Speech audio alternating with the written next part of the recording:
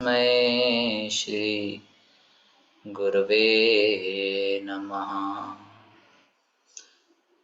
श्रीचैतन्यमनोभीष्टं स्थापितं येन भूतले स्वयं रूप कदा मह्यं ददाति स्वपदान्तिकम्।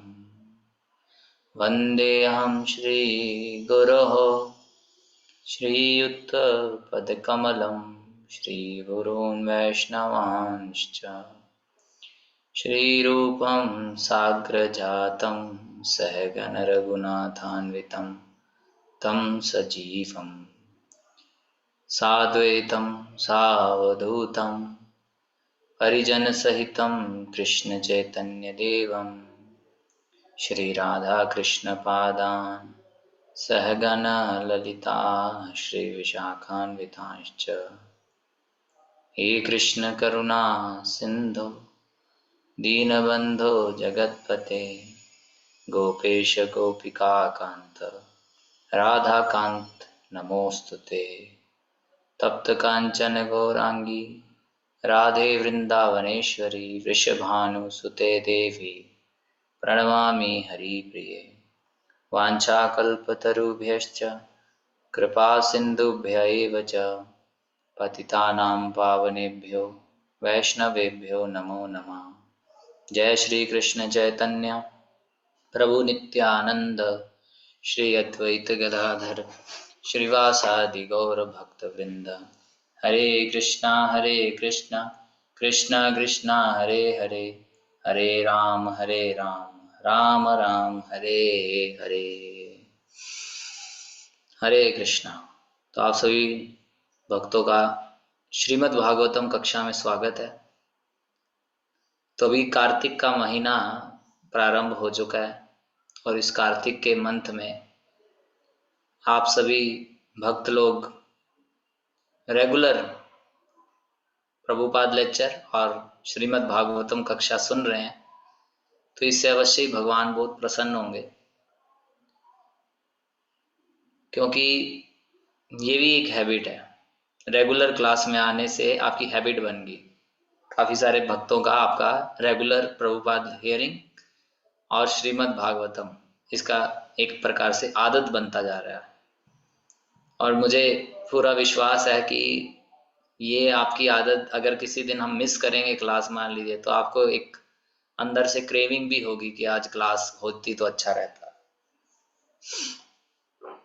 क्योंकि बार बार हम लगातार इस चीज को कर रहे हैं। तो करते करते एक प्रकार से आप सभी के मन में यह सेट हो गया है कि बुधवार को क्लास होनी है और शुक्रवार को क्लास होनी है। तो जिस दिन क्लास नहीं होगी आपको कुछ मिसिंग लगेगा, आपकी लाइफ में कुछ मिस हो रहा है, ऐसा फील होगा। तो ये जो है, इसी का उद्देश्य पूर्ति यह है कि हम यह सब करके भगवान श्री कृष्ण के निकट और निकट बढ़े। आज मैं एक लेक्चर सुन रहा था, तो उसमें प्रभुपाद जी के शिष्य हैं भक्ति विकास स्वामी महाराज, तो बोल रहे थे कि एडवांसमेंट का मतलब है कि हम कितना भगवान श्री कृष्ण के करीब जा रहे हैं, नजदीक जा रहे हैं। तो यह चतुर्मास का आखिरी मंथ कार्तिक मंथ है, और इस कार्तिक मंथ में श्रीमद् भागवतम को सुनना पढ़ना, और मैंने आप लोगों को बताया था कि ज़्यादा बर्डन मत लीजिए, कुछ ना कुछ इम्प्रूवमेंट कीजिए। तो उस तरीके से कुछ ना कुछ इम्प्रूवमेंट में आपने जरूर भाग लिया होगा। कुछ भक्तों ने एक आध श्लोक तो याद कर ही लिया होगा, या एक आध पन्ना तो पढ़ ही लिया होगा। कुछ ना कुछ तो इम्प्रूवमेंट करिए। तो आइए हम लोग श्रीमद् भागवतम के आज के सत्र को आगे बढ़ाते हैं। तो अभी तक जो हमने चर्चा किया उसको थोड़ा रिव्यू करेंगे, और फिर उसके बाद आज के जो है हमारे आज के टॉपिक को हम आगे बढ़ाएंगे। तो अभी तक जो हमने चर्चा किया वो चर्चा कुछ इस प्रकार से था कि सबसे पहले हमने आपको शौनक आदि ऋषियों द्वारा पूछे गए 6 प्रश्न बतलाए थे। 6 प्रश्न जो शौनक आदि ऋषियों ने पूछे, और उन प्रश्नों का उत्तर सूत गोस्वामी जी ने श्रीमद् भागवतम के पहले 3 अध्यायों में दे दिया। उसके बाद चौथा अध्याय प्रारंभ किया हमने, और उस चौथे अध्याय में हमने जाना कि शौनक आदि ऋषियों ने भागवतम से संबंधित प्रश्न पूछे परीक्षित महाराज और सुखदेव गोस्वामी के आपस में जब उनका मिलना हुआ उससे संबंधित प्रश्न पूछे, परीक्षित महाराज से संबंधित प्रश्न पूछे।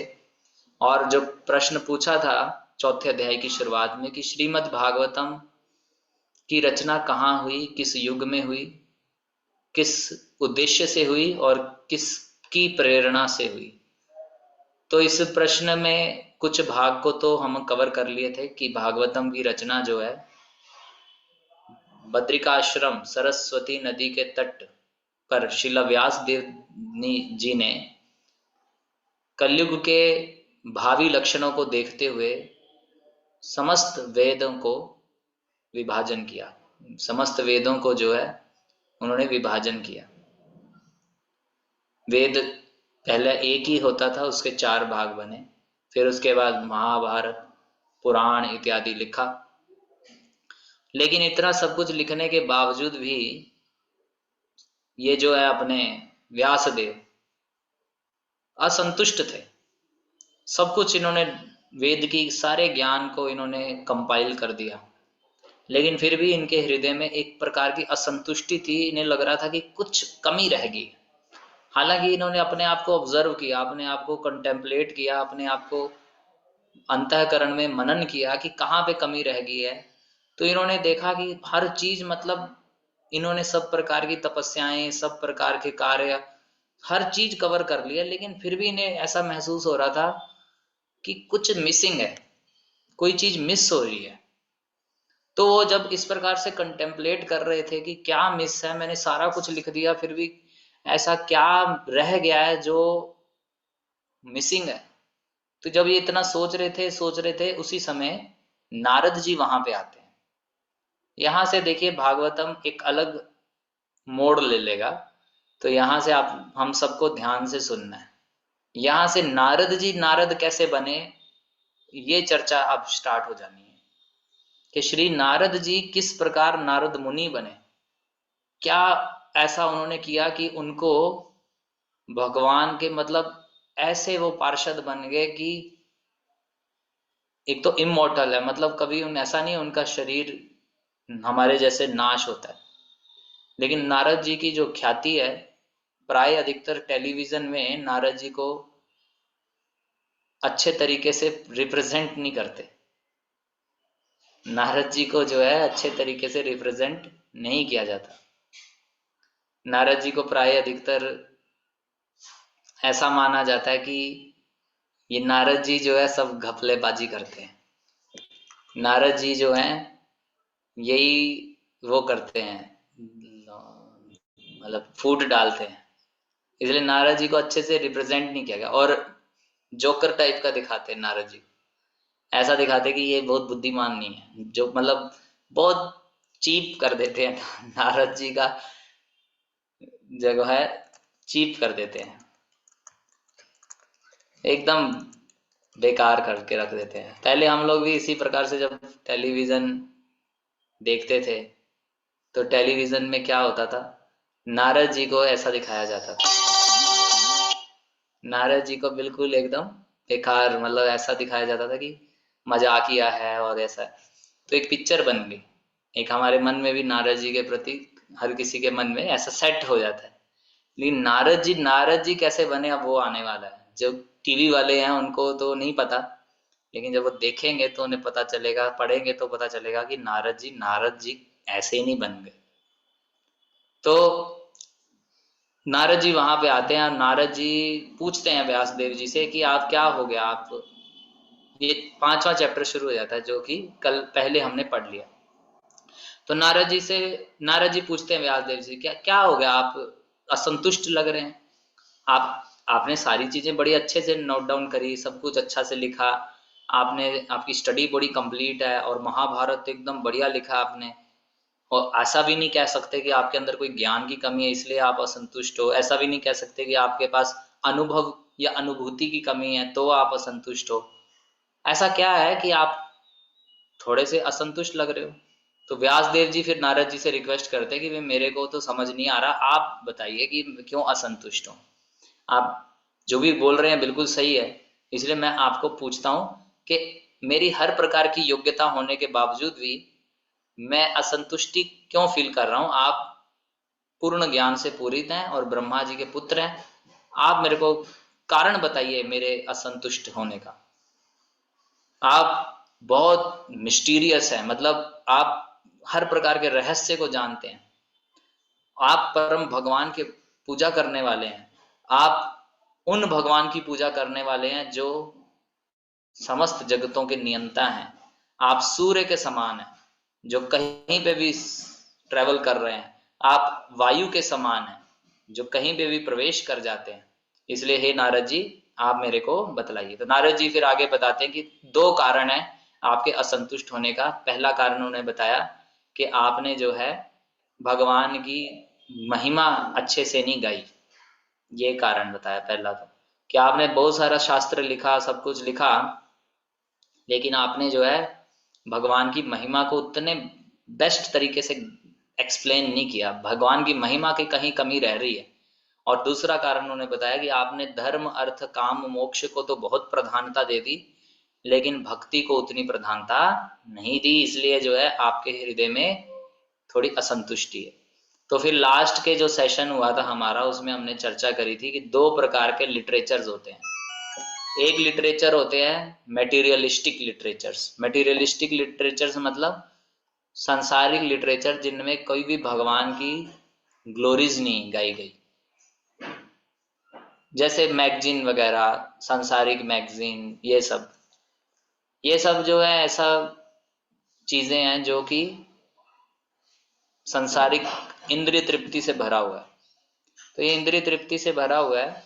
और कौओं, जो कौए होते हैं उनके तीर्थ स्थान जैसे, कौआ क्या करता है, पंखा चलाना चाहिए, कौआ क्या करता है, गंदगी में मुंह मारता है।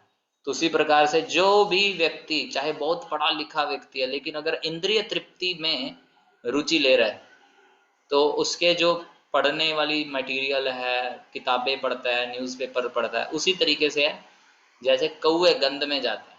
और उसी प्रकार दूसरे तरह के लिटरेचर होते हैं जो भगवान के गुणगान से भरे होते हैं। तो जो लिटरेचर भगवान के गुणगान से भरे होते हैं वो पापमय जीवन में क्रांति ला देते हैं, और व्यक्ति जो मिसडायरेक्टेड हुआ पड़ा है उसको डायरेक्शन प्रदान कर देते हैं। अभी ये बता रहे हैं यहाँ प्रभुपाद जी बता रहे हैं, और यह बात आई है कि अगर ये आध्यात्मिक लिटरेचर, आध्यात्मिक पुस्तकें अगर बहुत अच्छे से इसमें ग्रामेटिकल मिस्टेक हो, चलो बहुत अच्छा तरीके से उसका कंपाइलेशन भी ना हो, लेकिन फिर भी ये बहुत पावरफुल है, क्योंकि इसमें भगवान का गुणगान है। इसमें ये मैटर नहीं पड़े, इस मैटर का फर्क नहीं पड़ेगा कि भाषा कैसी लिखी गई है, भाषा के ग्रामेटिकल मिस्टेक हैं, या भाषा को अच्छे से एक्सप्लेन नहीं किया गया, बस शब्दों को अच्छे से एक्सप्लेन नहीं किया गया, लेकिन उद्देश्य क्लियर है, भगवान का गुणगान करना। तो प्रभुपाद उदाहरण देते हैं कि जैसे आग लग जाए, तो आग लग जाए तो व्यक्ति चिल्लाता है, तो चिल्लाता है तो किसी भी भाषा में चिल्लाए, लेकिन उसकी भावना दूसरे व्यक्ति तक पहुंच जाती है कि व्यक्ति मुसीबत में। उसी प्रकार से जो आध्यात्मिक ग्रंथ होते हैं इनमें हो सकता है कोई ग्रामेटिकल मिस्टेक हो, अच्छे से व्यक्त ना कर पा रहे हो, लेकिन भगवान की गुणगान से भरे पड़े हैं, इसलिए जो है ये सारे आध्यात्मिक लिटरेचर पावरफुली है। और ये हंसों के, जो हंस लोग होते हैं उनके ये विषय हैं, हंसों के विषय हैं। हंस की एक क्वालिटी मैंने बताई थी कि हंस जो है पानी और दूध को अलग कर देता है। तो मैं एक बार सोच रहा था कि ये पानी दूध अलग कर देता है, कैसे कर देता है। तो बताया हमें कि कई भक्तों से भी सुना कि उसके अंदर एक ऐसा, भगवान ने पहले से इनबिल्ट एक ऐसी व्यवस्था बनाई है कि वो जब मिक्स पानी और दूध वाला मटेरियल लेता है तो वो दूध को कंज्यूम कर लेता है और पानी को छोड़ देता है। तो मैं सोच रहा था कि हम लोगों के बीच ऐसे कुछ भगवान ने बनाया, तो ऐसा हमारे लिए भी भगवान ने बनाया, क्योंकि वायुमंडल में बहुत सारी वायु है, नाइट्रोजन भी है, ऑक्सीजन भी है, लेकिन हमारा मेटाबॉलिज्म ऐसा है कि जब हम सांस लेते हैं तो ऑक्सीजन ले लेते हैं, बाकी सब छोड़ देते हैं। नाक से ऑक्सीजन ले लेते हैं, कहते हैं हाँ कार्बन डाइऑक्साइड भी है, लेकिन कार्बन डाइऑक्साइड हम नहीं लेते। इसलिए बहुत व्यवस्था बनाई है भगवान ने। कई पेड़ जो है ऑक्सीजन छोड़ रहे हैं, और कई रात के समय अधिकतर वृक्ष पेड़ पौधे कार्बन डाइऑक्साइड छोड़ते हैं, और पीपल का पेड़ और तुलसी महारानी ये ऑक्सीजन ही देते हैं हर समय। तो हम इतनी वायु में अगर ऑक्सीजन ले सकते हैं, तो हंस दूध और पानी अलग कर लेगा तो इतनी कोई बड़ी बात नहीं कि वो दूध को अलग कर लेता है और पानी को अलग कर देता है। वो दूध को कंज्यूम कर लेता है, पानी को कंज्यूम नहीं करता, अगर उसका दूध और पानी का मिक्सचर उसको हम दे देंगे। तो ये परमहंस है। तो परमहंस का काम क्या है, कहीं से भी अच्छी नॉलेज ले लेता है। प्रभुपाद जी बताते हैं कि अगर कचरे में भी हीरा पड़ा हो तो आपको क्या करना है, हमें क्या करना है, बुद्धिमानी इसमें कि हीरा हीरा ले लो। तो गलत दगा से, निम्न कुल में जन्म व्यक्ति से अगर अच्छा ज्ञान हमें मिल रहा है तो हमें वो ले लेना चाहिए। यहाँ तक हमने पिछले सत्र में पढ़ा था। अब हम आज आगे बढ़ते हैं और देखते हैं क्या प्रभुपाद जी समझा रहे हैं। तो थोड़े फिलॉसफी ज़्यादा है, लेकिन इसको ध्यान से सुनिए। 12 नंबर से लेके 16 नंबर श्लोक तक नारद जी व्यासदेव जी का संवाद चल रहा है, और नारद जी बोल रहे हैं कि knowledge of self realisation through though free from material affinity does not look well if devoid of bhakti. कहने का अर्थ ये है कि अभी तक हमने दो प्रकार के लिटरेचर्स की बात करी। एक होते हैं वो लिटरेचर जो आध्यात्मिक नहीं है, एक होते भौतिक, इंद्रिय तृप्ति से भरे हुए। इसमें भी बता रहे हैं कि आध्यात्मिक लिटरेचरों में भी अगर भक्ति वाला एलिमेंट कम है, चाहे उसमें और बहुत इंद्रिय तृप्ति नहीं दी गई, लेकिन फिर भी भक्ति नहीं दी गई और आध्यात्मिक चीजें हैं, ब्रह्म साक्षात्कार इत्यादि, लेकिन भगवान की भक्ति प्रमुख नहीं है, तो वो भी लिटरेचर हमें मतलब भगवान के गुणगान से भरा होना चाहिए। कहने का मतलब ये है, ठीक है हम मानते हैं प्रकृति के 3 गुणों से परे वाला लिटरेचर है कोई, लेकिन भक्ति पूरित होना चाहिए। अगर भक्ति पूरित नहीं है तो फिर भी उसमें थोड़ा गड़बड़ है। मतलब गड़बड़ इन द सेंस कि वो मेन है भक्ति। तो जब आध्यात्मिक लिटरेचरों में भी ये कंसिडरेशन है कि उनमें भी भक्ति होनी चाहिए, चाहे वो भौतिक संदूषण से, भौतिक प्रदूषण से मुक्त हैं, लेकिन फिर भी उनमें भक्ति नहीं है, तो भी हमें उसको बहुत अच्छा नहीं मानना चाहिए। जैसे उदाहरण के लिए ब्रह्म के बारे में ही वर्णन है, ब्रह्म निराकार है, ब्रह्म निर्गुण है, इत्यादि इत्यादि, हम और भगवान एक हैं, ऐसे जो शास्त्र हैं ये सब भी गड़बड़ शास्त्र।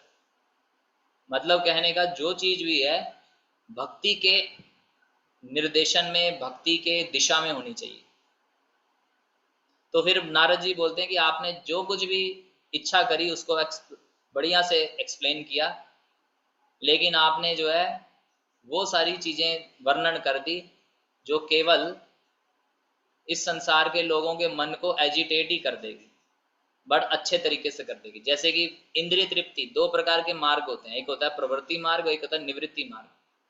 तो नारद व्यास देव जी ने जो कुछ भी चर्चा करी, जो कुछ भी वर्णन किया, श्रीमद् भागवतम लिखने से पहले जो कुछ भी उन्होंने वर्णन कर दिया, जो कुछ भी चर्चा कर दिया, और उसमें क्या हुआ, उसमें व्यासदेव जी ने भगवान का गुणगान तो किया नहीं, और भगवान का गुणगान ना करने के कारण उन्होंने इंद्रिय तृप्ति को ही एक अलग तरीके से प्रमोट कर दिया। धर्म के थ्रू इंद्रिय तृप्ति कर लो, धर्म अर्थ काम मोक्ष, मतलब धर्म करो, धर्म से अर्थ प्राप्त करो, अर्थ से अपनी इंद्रिय तृप्ति करो। यानी कि उन्होंने एक दूसरे तरीके से ही इंद्रिय तृप्ति को ही प्रमोट कर दिया। तो इंद्रिय तृप्ति तो हमें कभी भी जीवन में संतुष्ट नहीं कर पाएगी, तो उन्होंने क्या किया, उसी तरीके से कर दिया कि आप अधर्म पूर्वक इंद्रिय तृप्ति ना करके धर्म के अनुसार कर लो। तो नारद जी बोले कि आपने फिर वही चीज कर दी। कहने का अर्थ ये है कि आपने जो है इस प्रकार से ये दे के लोगों के मन को शुद्ध नहीं किया, बल्कि उनको मौका दे दिया कि इंद्रिय तृप्ति कर सकते हैं धर्म के अनुसार। ये बात, जैसे कि कई बार क्या होता है, जो शराब पीने वाले लोग होते हैं तो ये प्राय अधिकतर ये तर्क भी देते हैं, जब उनको बोला जाता है कि शराब मत पिए तो वो बोलते देवता लोग भी तो पीते हैं, देवता भी पीते हैं वहां पे, बोलते हैं, कहते देवता लोग भी अप्सराओं के साथ नाचते रहते हैं, इसलिए क्या प्रॉब्लम है, सब जगह यही है, देवता भी पीते हैं तो उन्हीं की हम पूजा करते हैं। शिव जी को मेनली बोल देते हैं, शिव जी भांग पीते हैं तो हम भी पी सकते हैं। कहने का अर्थ ये है, अभी हमारे यहाँ झांसी में नव दुर्गा की जो पूजा होती है, नव दुर्गा की आखिरी दिन, जब नवरात्रे का आखिरी दिन होता है दुर्गा पूजा, तो यहाँ पे बहुत सारी, हर जगह पे प्राय देवियों को बिठाया जाता है, देवी की मूर्ति बनाई जाती है बड़ी, बहुत सुंदर सुंदर मूर्तियां बनती हैं, विग्रह बनते हैं, उनकी पूजा होती है।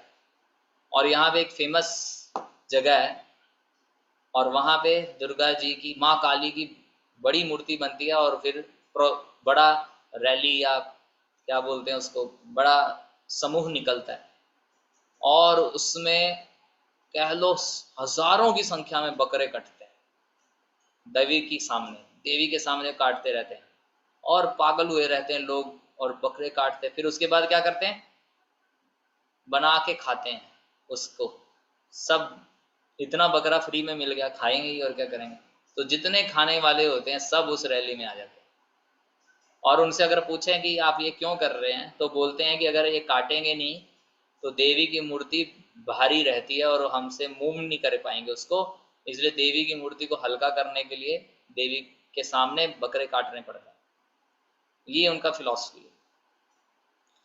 तो कहने का अर्थ ये है कि लोग अपने अपने सिद्धांत बना लेते हैं, अपने अपने सिद्धांत बना लेते हैं, और भक्ति से उन्हें कुछ लेना देना नहीं होता। तो नारद जी ने अभी बिना शास्त्र पढ़े, लोगों की मेंटेलिटी ऐसी है, तो नारद जी बोल रहे हैं कि आपने इंद्रिय तृप्ति को ही एक अलग तरीके से प्रमोट कर दोगे तो लोग इसका मिसयूज करेंगे, इसलिए ठीक है धर्म के अनुसार करेंगे, धीरे धीरे शुद्ध होंगे, लेकिन फिर भी आपके शास्त्र में कमी है, क्योंकि आपके द्वारा जो रचना हुई है उसमें भगवान की गुणगान की कमी हो रही है, भगवान का गुणगान नहीं करा आपने अच्छे से।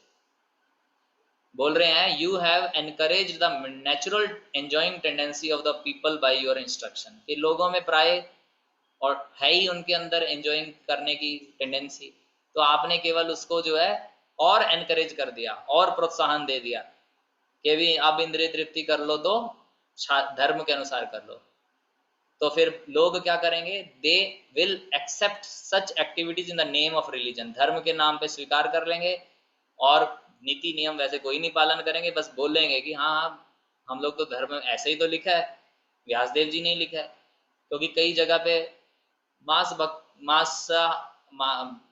बलि चढ़ाना, तो यहाँ प्रभुपाद जी आप तात्पर्य पढ़ेंगे तो प्रभुपाद जी लिख रहे हैं कि लोगों ने पहले यही करना शुरू कर दिया था कि बलि को अपनी इंद्रिय तृप्ति के लिए बलि प्रथा चालू कर दी, और फिर हुआ क्या, महात्मा बुद्ध आए, फिर उन्होंने जो है अहिंसा परमो धर्म ऐसा सिद्धांत बताया, और फिर वेदों को ना मानो ऐसा उन्होंने मैसेज दिया, क्योंकि लोग वेदों के ही अथॉरिटी पे मांस भक्षण कर रहे थे, पशु बलि दे रहे थे। उद्देश्य क्या था, खुद की इंद्रियों को तुष्ट करना, खुद की इंद्रियों को तुष्ट करना चाह रहे थे। तो इसलिए नारद जी बोले कि आपने जो भी लिखा है, जो कुछ भी आपने किया, इसमें धर्म अर्थ काम मोक्ष को बड़ा प्रोत्साहन दे दिया, और इसमें होना क्या है कि लोग धर्म के नाम पर इंद्रिय तृप्ति करना शुरू कर देंगे, वो खुद बोलेंगे कि अरे स्वयं हमारे शास्त्रों में लिखा है, हमारे ही शास्त्रों में लिखा है ये सब कर। ये प्रॉब्लम थी।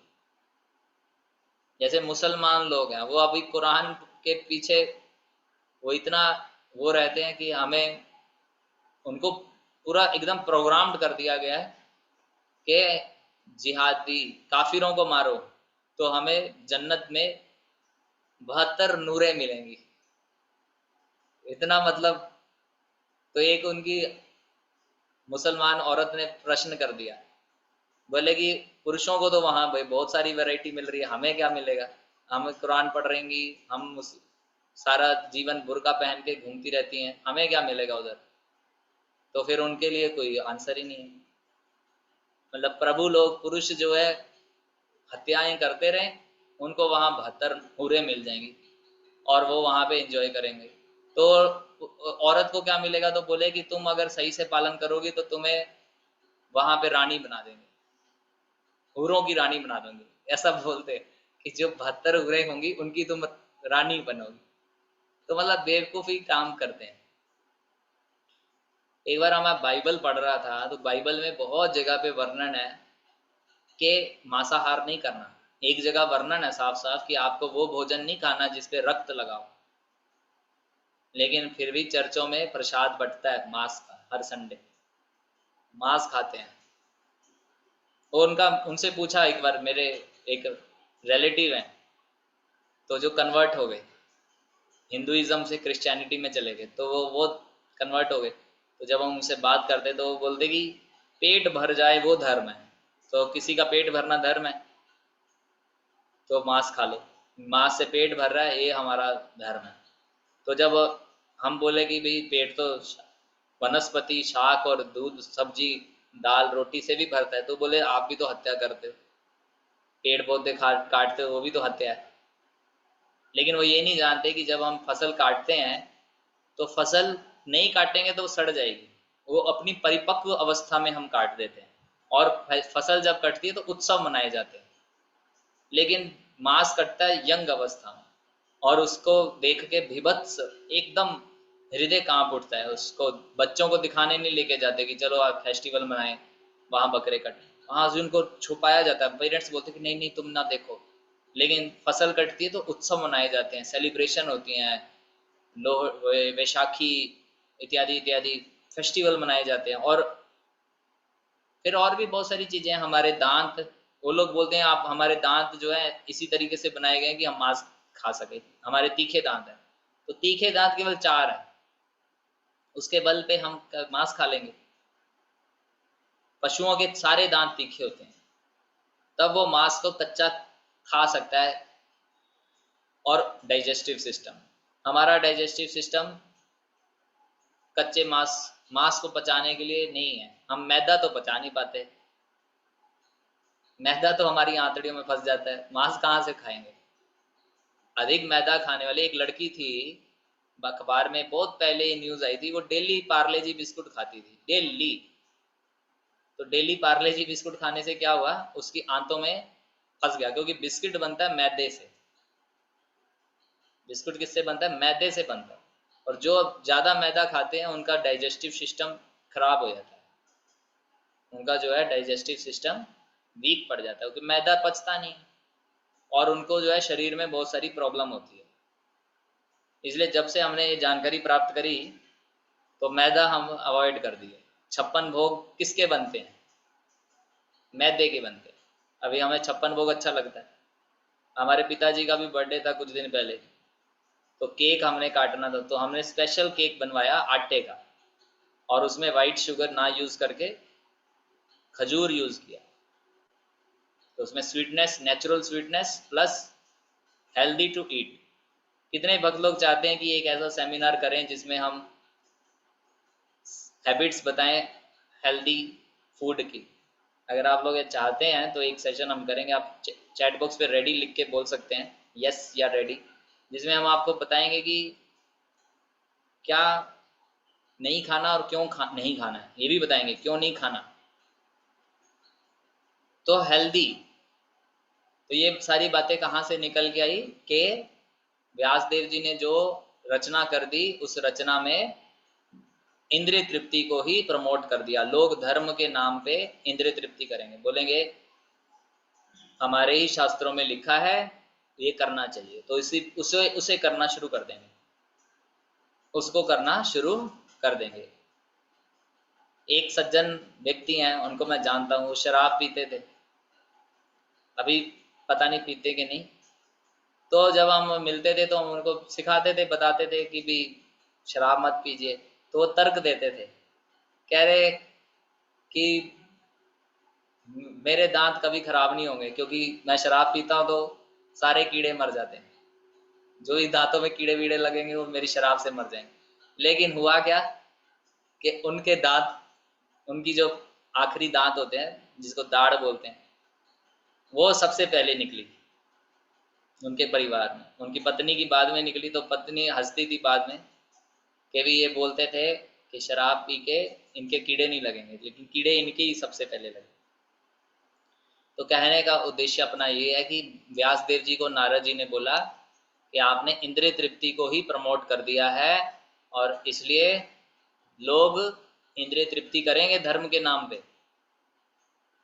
तो वैदिक लिटरेचर जो धार्मिक स्क्रिप्चर्स हैं, और या फिर कोई मानसिक स्पेकुलेशन कर रहा है, अगर भक्ति से रहित है तो ऐसे लिटरेचर भी पढ़ने नहीं है।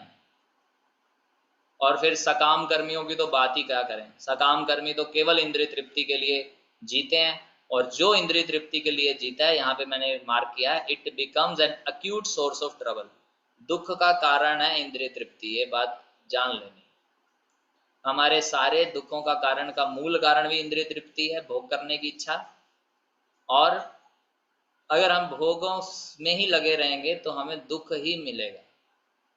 दुख का कारण है ये भोग जितने भी हैं, इंद्रिय तृप्ति दुख का कारण है। इसलिए उपदेशामृत में श्री रूप गोस्वामी वर्णन करते हैं, वाचो वेगम, वाणी का वेग, जीवा वेगम, फिर अत्याहार, बहुत अधिक इकट्ठा नहीं करना चाहिए। कई बार नए नए भक्त लोग जुड़ते हैं तो जैसे ही 56 भोग लगता है तो उसमें से 55 भोग उनकी अलमारी में जाते हैं कि भाई 55 भोग हमारे पास है, हम सबको टेस्ट करेंगे, एक बार में तो कर नहीं पाएंगे।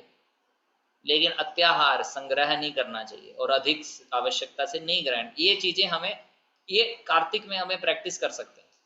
अत्याहार नहीं करना, ना अधिक संग्रह करना है और ना ही अधिक खाना है, आवश्यकता से अधिक नहीं खाना। इसलिए कार्तिक के महीने में भक्त लोग अपनी आवश्यकताओं को न्यूनतम करने का प्रयास करते हैं। लेकिन हमने पिछले सत्र में बतलाया था कि वो इसको इस तरीके से करते हैं कि जैसे ही कार्तिक खत्म होता है तो वो आवश्यकताएं उतनी मात्रा में बढ़ जाती हैं फिर। तो उसको रेगुलर बेसिस पे अगर हम करेंगे तो होगा क्या, हम लॉन्ग रन तक, अधिक लंबे समय तक अपनी अच्छी आदतों को मेंटेन कर पाएंगे। तो बता रहे हैं, people in general have taste for literature by instinct. लोगों का साहित्य में कोई ना कोई रुचि होता ही है, वो सुनना चाहते हैं, पढ़ना चाहते हैं कुछ अननोन के बारे में। लेकिन होता क्या है, वो कुछ खोजना चाहते हैं, मुझे कुछ अलग वस्तु मिल जाए पढ़ने के लिए, सुनने के लिए। लेकिन हमने अगर ऐसे लिटरेचर ही मार्केट में भरे पड़े हैं तो वो उनका क्या होगा, उनकी ये जो सुनने और खोजने की, ज्ञान प्राप्त करने की जो रुचि है, ऐसे लिटरेचर उनको खराब कर देंगे। क्योंकि पढ़ना तो चाहते हैं लेकिन पढ़ने क्या लग जाते हैं, वो लिटरेचर्स, वो चीजें जो भक्ति से रहित है, तो उनका नुकसान हो जाता है। इसलिए नारद जी कहते हैं सबको, सबको क्या कहते हैं आगे आएगा। नारद जी इसी प्रकार से कंपैशनेट थे इन लोगों के प्रति जो सुनने के इच्छुक हैं, पढ़ने के इच्छुक हैं, लेकिन उनको पढ़ने का मटेरियल गलत मिल जाता है।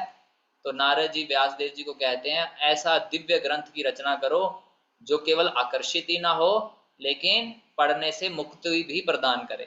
तो श्रीमद् भागवतम की रचना इस प्रकार से हुई। ऐसा बनाया श्रीमद् भागवतम, इसमें भगवान की महिमाओं का वर्णन है, भगवान की लीलाओं का वर्णन है, इतनी सुंदर है। अगर हम यही क्लासेस लंबे समय तक चला पाए, वैसे चलानी भी चाहिए, आप कहेंगे कि भागवतम में क्या क्या संवाद है, हिस्ट्री भी है और पुराने पुराने संवाद हैं, भक्तों ने कैसे भगवान को प्राप्त किया। बहुत सुंदर ये रचना है श्रीमद् भागवतम। हम लोग डेली पढ़ेंगे तो बहुत आनंद आता है। अब एक हफ्ते में एक दिन भी आ रहे हैं तो बहुत बड़ी बात है। तो जो पतित आत्माएं होती हैं वो हर दिन, उनको उत्सुकता रहती है कोई ना कोई नई खबर मिले। जैसे हम न्यूज़पेपर क्यों पढ़ते हैं, कुछ ना कुछ नया ढूंढ रहे हैं अखबार में। कितने लोग अखबार पढ़ते हैं, थोड़ा हमारे को बताइए। डेली अखबार पढ़ने वाले कौन है? मेरे को भी कभी पहले बहुत कम ही शौक था अखबार पढ़ने का, लेकिन जब हम कंपटीशन के एग्जाम्स की तैयारी कर रहे थे तब न्यूज़पेपर मैटर करता था। उसमें भी कुछ सेक्शंस, जैसे कि स्पोर्ट्स का सेक्शन हो गया, स्पोर्ट्स वगैरह का सेक्शन पढ़ते थे पहले।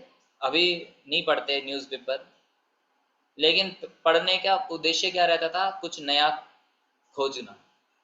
कुछ नया खोजना चाहते हैं, इसलिए तो पढ़ता है व्यक्ति, मैगजीन पढ़ता है, सब पढ़ता है। इसलिए व्यासदेव जी को नारद जी कह रहे हैं कि प्रभुपाद जी तात्पर्य में लिख रहे हैं, जो ऐसे ट्रांसेंडेंटलिस्ट हैं नारद जी और व्यासदेव जी वाले, ऐसे लोग, इन लोगों की जो इच्छा है नया नया कुछ पढ़ने की, नया नया कुछ खोजने की, तो बताते हैं कि आध्यात्मिक जगत में अनलिमिटेड न्यूज है। जैसे आजकल की न्यूज तो अखबार में क्या होता है, वही न्यूज अलग मसाला लगा के पेश की जाती है। लेकिन शिला भक्ति सिद्धांत सरस्वती महाराज कहते थे कि आध्यात्मिक जगत में हर दिन न्यू न्यूज है, हर दिन नया कुछ है। वहां कुछ भी पुराना नहीं है, वहां हर दिन नया रहता है, हर दिन चीज नई होती है। तो आध्यात्मिक जगत का न्यूज देने के लिए शिला प्रभुपाद जी, व्यासदेव जी, शिला भक्ति सिद्धांत सरस्वती ठाकुर और जितने भी हमारे आचार्य हैं, ये क्यों है, हमारे जैसे बद्ध जीवों की सुनने पढ़ने की जो इच्छा है उसको आध्यात्मिक न्यूज़ों से भरने के लिए आए। और इससे क्या होगा, केवल हमारी इच्छा ही पूरी नहीं होगी, हम इस भौतिक बंधन से भी बाहर निकल जाएंगे। तो भागवत गीता और श्रीमद् भागवतम स्पेसिफिकली रिकमेंड की जाती है पूरे ह्यूमैनिटी को कि वो पढ़नी चाहिए। और इसको पढ़ने से क्या होगा, हमारा भौतिक बंधन कट जाएगा, हमारे को शाश्वत शांति प्राप्त होगी, और हमारा दुख, हर प्रकार का दुख को दूर कर देगी श्रीमद् भगवद गीता और भागवतम। इसलिए हमसे रिक्वेस्ट भी करते हैं, प्रभुपाद जी तात्पर्य में लिखते हैं,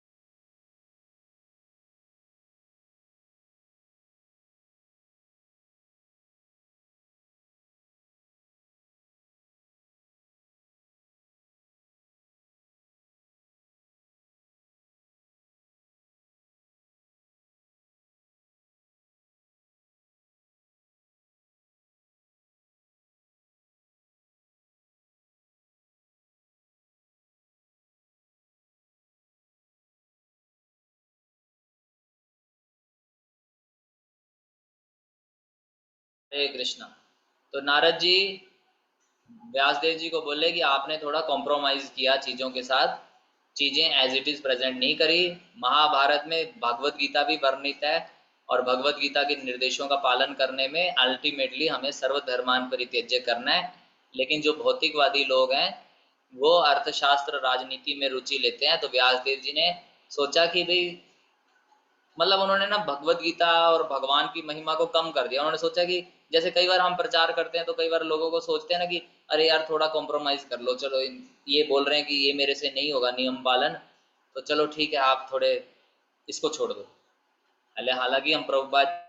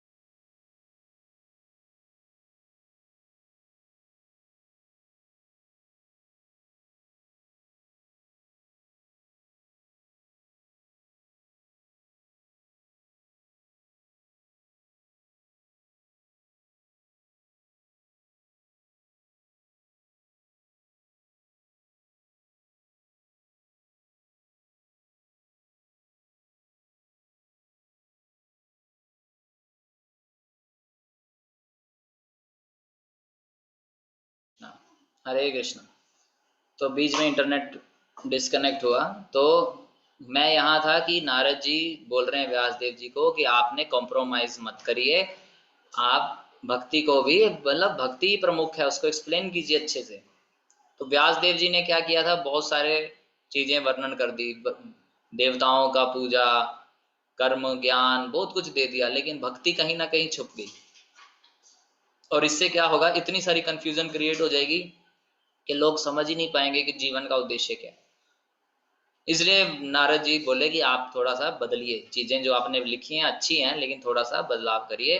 तो श्रीमद् भागवतम एक प्रकार से मेडिसिन है, और इसको कैसे डल ब्रेनों में इंजेक्ट करना है, ये उसके प्रचारक को पता होना चाहिए। डॉक्टर को पता होता है कि इंजेक्शन कैसे लगाना है, वो सही तरीके से। तो श्रीमद् भागवतम की जो शिक्षाएं हैं, ये डोज हैं, मेडिसिन डोज हैं, और ये भरपूर भरी पड़ी हैं भगवान की महिमाओं से।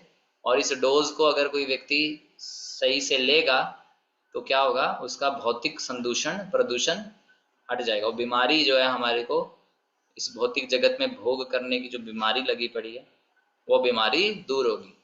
तो इस प्रकार से जो है, ये हमने 12 से लेके 16, 12, 13, 14, 15, 5 श्लोक आज चर्चा किए। अब अगले जो श्लोक हैं बहुत ही इंपॉर्टेंट श्लोक हैं, जो हम अगले सत्र में चर्चा करेंगे, और उसके बाद शुरू हो जाएगा, नारद जी अपनी स्टोरी बताएंगे कि वो नारद जी कैसे बने। तो अगले शुक्रवार से अगले शुक्रवार तक हमें थोड़ा वेट करना पड़ेगा, और फिर वहां से हम जानेंगे कि कैसे व्यास देव जी ने जाना, ये नारद जी कैसे नारद जी बने। एक पूरा चैप्टर इसके ऊपर है कि नारद जी की एक गरीब परिवार में पैदा हुए थे, और उनकी केवल माँ थी, और उनकी माँ जो है झाड़ू वगैरह लगाती थी। तो वहाँ पे जहाँ पे वो रहते थे, कैसे वहाँ पे चतुर्मास के 4 महीने बिताने के लिए संत पुरुष वहाँ आके रहने लगे। नारद जी ने कैसे उनकी सेवा करी, और कैसे उनकी सेवा के आशीर्वाद से नारद जी को, जो उन्होंने उन संतों से सुना सीखा, तो नारद जी ने कैसे उसका पालन किया। और फिर कैसे जब उनकी माँ का देहांत हो गया, उनकी माँ को सांप काट गया था, तो नारद जी ने कैसे, अब उस समझ गए थे कि ये शरीर तो एक दिन जाना ही है, ये सब समझ के वो भगवान की भक्ति करने लगे, उनका ध्यान करने लगे। फिर कैसे भगवान प्रकट हुए, और प्रकट होते ही ओझल हो गए, फिर नारद जी खोजने लगे, और फिर कैसे भगवान की भक्ति करके नारद जी बने। ये सारी चर्चाएं आगे आने वाले सत्रों में होंगी, तो आप सभी बने रहिए। फिर उसके बाद जो है, कुंती महारानी की सुंदर प्रार्थनाएं शुरू होंगी, भीष्म देव की स्तुतियां शुरू होंगी, द्रोणाचार्य के पुत्र को, अश्वत्थामा को दंड मिलना, और फिर महाराज परीक्षित का राज्यभार, उनको श्राप मिलना। फिर उसके बाद बहुत स्टोरीज हैं। हालांकि पहले 2 घंटों थोड़े टफ लगते हैं, इसमें स्टोरी भी भरेगी, स्टोरी भी आएंगी।